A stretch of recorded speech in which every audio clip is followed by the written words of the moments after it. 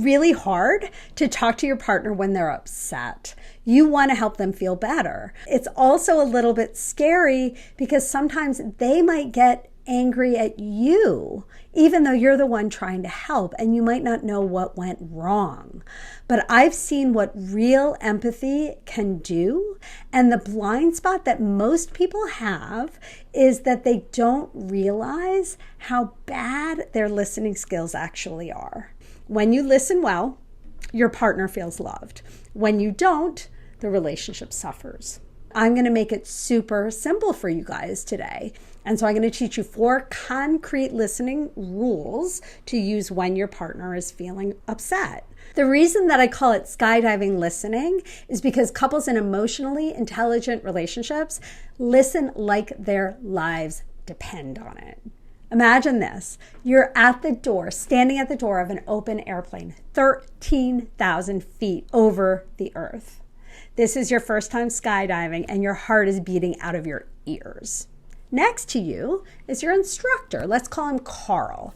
He's done this 100 times. Carl is your lifeline, and you're locked in because he's about to tell you everything you need to know to survive, when to pull the cord, what to do if the main chute fails. Imagine that at that moment you're checking your phone or you interrupt Carl to start giving instructions. It sounds ridiculous, right? But that's actually what we do in relationships all the time. And yes, I have absolutely seen marriages end because of bad listening skills. Before I tell you how to follow each of these rules, I'm going to give you the warning signs of how you know whether or not this might be something you're guilty of. So let's start with rule number 1. If your partner has ever told you that they don't think they're a priority in your life, you could be breaking rule number 1. Back to the plane. Carl's giving you survival instructions and you're looking out the window. You might say, I am listening, but you're not actually. You're distracted. You're not listening 100%. Because did you know that multitasking is a myth? Neuroscientists have proven that our brains can't deeply focus on more than one thing at a time. So when your partner is in distress, you need to give them your full, undivided attention. That means stop what you're doing, sit down, make eye contact, and listen. So I'm sure that you've already figured out what rule number 1 is. Skydiving rule number 1 is no multitasking. No multitasking because it doesn't exist. Okay, the second one is tricky, especially if you're already following rule number 1. What starts out as comforting conversations can instantly turn into an argument. How does this happen? You're putting all your energy into trying to help, but if your partner gets annoyed or defensive while you're listening, odds are you're offering advice too soon. When someone's overwhelmed, advice backfires because it makes it seem like you don't think that they know what they're doing. But what I want you to do is assume they do know what they're doing. They're just upset about it. They're not broken. Nothing needs to be fixed. They just need to be heard. So rule number 2 is listen to understand, not to respond.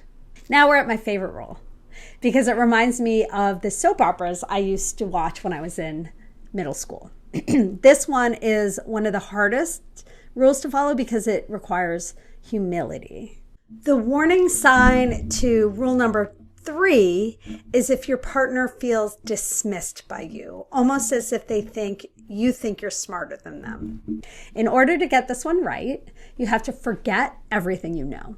Forget that there's a world outside of your partner. You're the student and learning for the very first time. Remember, as if you've never skydived before and Carl is the instructor. So let your partner be the expert by listening to their version of the story, like it's brand new. Ask curious questions like what happened next. Don't fact check if they got the date wrong or something like that. Forget everything you know. So rule number 3 is develop amnesia. Like in the soap operas, when the person had the bandages wrapped all around their head, that's what I want you to do. You're the bandaged head listening to the surgeon telling you what's up. Okay, we got one rule to go. If you get this one wrong, your partner will feel like you're not on their side. like you don't have their back.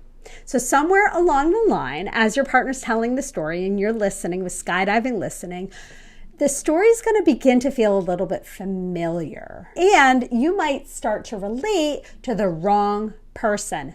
Don't do it. Don't side with the enemy. Say, for example, my husband is coming home and venting about getting cited at work for being late. And I'm sitting there thinking, yeah, but I told you to set the alarm and you already got a warning about this, but you don't say any of that out loud. Not yet, not in the skydiving listening phase. When you're listening, you need to be a united front. Show your partner you are on their team, okay? So rule number 4 is don't play devil's advocate. Just listen to them. They're the expert. It's not fair to end here because you do have perspective to bring. You do have thoughts and ideas and advice. So we're not ending here. It's only about beginning. Always, always, always begin with listening skills. The next step is to watch this video up here because this is about how you speak up about your needs and make sure that you don't get into an attack defend communication pattern. Hope you found this helpful.